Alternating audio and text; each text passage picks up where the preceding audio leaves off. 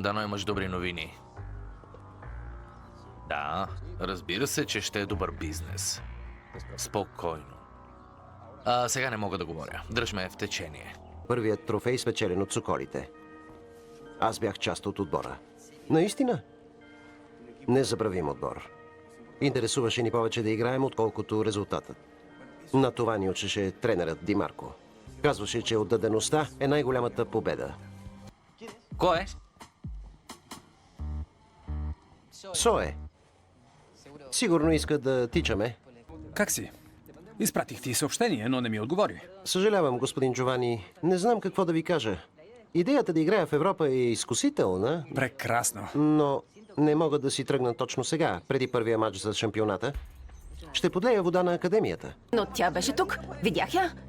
Откраднали са златната ни купа. От кога я няма? Не знам, вчера си беше тук. А това? Монета от 1 евро. Не би трябвало да е там. Изчезнала е златната ни купа. Габо, да имаш да ми казваш нещо? Аз?